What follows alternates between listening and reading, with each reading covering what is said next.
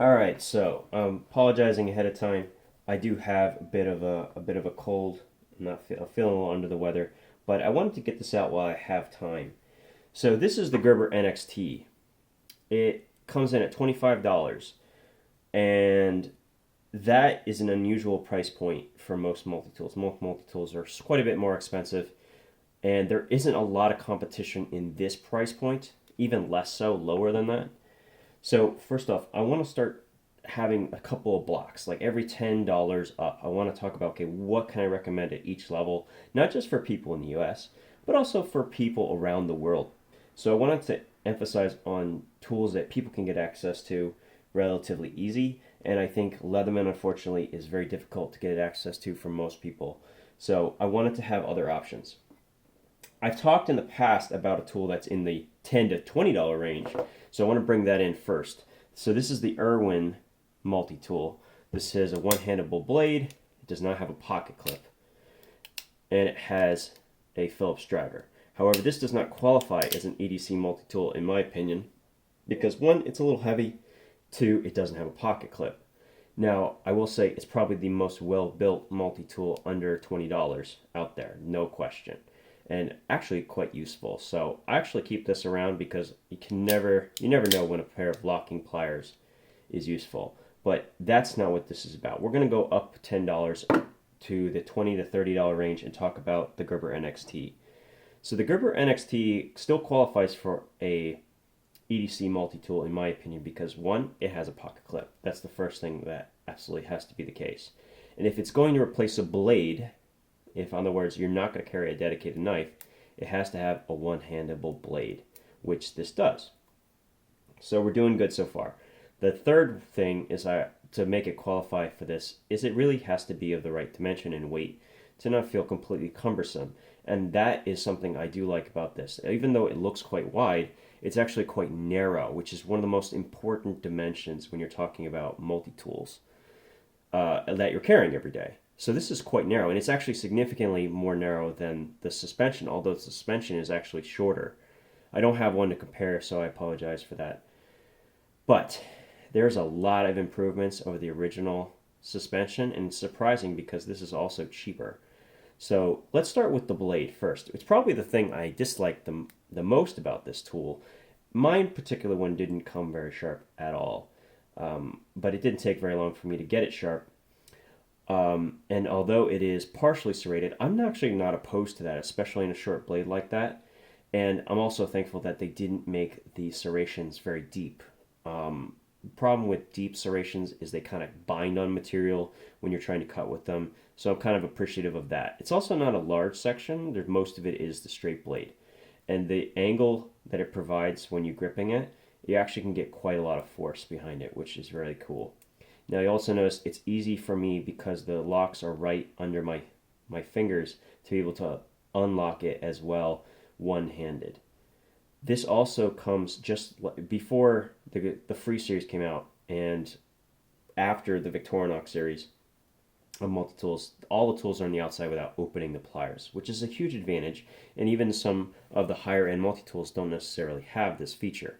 Now, in my opinion, if you're going to have outside access tools, you have to have locks as well.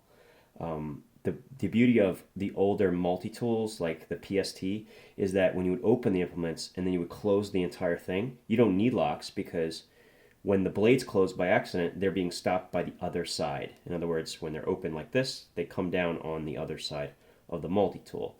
So if you're going to have outside accessing tools, you do need locks, in my opinion, to be safe. This also has a one-handable scissor, and unlike the suspension, the original suspension, which has a piece of metal that's going to dig into you, this actually has a rounded piece of metal that actually makes this quite a bit more comfortable to cut. And I gotta tell you, and this is sort of embarrassing for Leatherman, these cut better on a lot of materials than a lot of the Leatherman scissors, which is kind of embarrassing. I mean, Leatherman should be embarrassed. Now, what's rounding out this side? We have, well, I'd say two useless tools personally, but it does have the flat head on the end, so that's something. Yeah. can opener, bot opener. I do like what they did here in that they didn't weaken this large flathead that much, but they still were able to add a nice V-shaped wire stripper, which I thought was really kind of neat. I usually don't use a flathead this wide, but I've heard from some people who work with furniture that that's not a bad addition. The other side is what is really impressive. The first thing being probably the best part of this entire multi-tool, which is a long and perfectly straight three-dimensional Phillips. This might be the best Phillips I've seen them put on a multi-tool in a long time. And although it's not perfectly in line with the center, like the center drive or anything like that, this actually is going to get into more spots than most tools can. That's one of the reasons I love the rebar. And this has the same basic dimension, and in fact will take the Leatherman bit extender that is designed for the rebar as well. So that's something that will allow you to use Leatherman bits with it. Yet another great feature about it. It has an awl, and it works incredibly well, but personally I would have loved if it kind of tapered so you would be able to make different size holes based on the depth in which you make the hole. But I mean, I may mod that, honestly. Not a big deal though. It's nice as to have as a scraper. It's not super sharp on this edge, which is probably going to keep it a little bit sturdier. But actually, my favorite thing is probably this flathead. Not only is the file surprisingly good, it's not big, but it's nice and robust, which is really cool. And it has a very usable flat edge. And it tapers down on one side. And I don't know if that's because they meant it to be a pry tool. I wouldn't suggest this. But it's an interesting choice.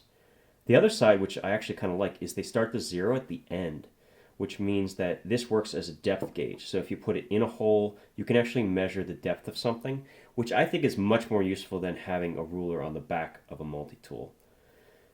And then let's get into the pliers. Spring action pliers. And because you see how even closed, it's very, very wide in between the two handles, you're never going to pinch your fingers. Not only that, you can close this with just one finger and you're not even going to hit your hand when you're doing that. How cool is that? And unlike some of the plier heads I've had in Wingmans and sidekicks, the problem with they have is they don't always come together at the cutters, but these actually do, and they do so very nicely. And they actually come together at the tip as well. And most importantly for me, if I'm going to carry a needle nose, it needs to come to a very, very fine tip, which these absolutely do. So spring-loaded, there is a very small amount of play, very, very small. But usually spring-loaded pliers do have a little bit. I've never seen one that doesn't, in fact. And yeah, overall, I'm pretty happy with it. I mean, I knew what I was getting with the plier head. It's not dissimilar from the original suspension. But it's also longer, very, very comfortable to grip. I'm saying seriously comfortable to grip. These bent pieces of metal, it's a great, great grip. I mean, and one thing I will say, though, is you can see how wide my hands are splaying. It does require you to have a little bit beefier hands, but actually that can be kind of a bonus. You see how like I can two-finger this? I can hold it almost completely with one hand. That means I could be very delicate with it, you know, because I can open it just a smidgen, close it, you know, that kind of thing. So all in all, they did a great job. But this is a $25 multi-tool, and I say it's hitting way above its price point as far as certain implements, especially this Phillips. I love this Phillips. I love this flat. The scissors aren't bad. I mean, they're certainly not Victorinox scissors, right? They're not. But they cut pretty well. Pretty well. And that's impressive. That's very impressive to me. And like everything is context. And so if I were looking for a tool under $30, knife or multi-tool, I might consider this instead of getting a one-handable blade. Just because this provides me with so much more, and I only have to take up the same slot in my pocket. I usually keep my knife or one-handed multi-tool in my right pocket, easy to access, and this does exactly that. So yeah, I'd say so far, now I haven't tested all of the $20 to $25 multi-tools. There's actually about 4 of them that I can see you can potentially go with that could all be really good. But this would be the first one so far I've tested, in this price point that I'm actually satisfied with, and I could actually say I can recommend. It's not going to be better than a Wave. It's not going to be better than a Rebar, but these are tools that are twice as much or more. And this comes with a pocket clip, which a lot of those higher end ones don't have. So, yeah, please check this out. I think you're actually going to be rather surprised at how much you like it. And having a tool that you can really feel like you can really use and doesn't have any removable parts, but definitely has usable tools. Like this is a true Phillips. Yeah, I think there's going to be a lot of people that will benefit from this tool if they don't yet have a multi-tool. So check it out, and I think you're going to actually enjoy this one. So have a good one.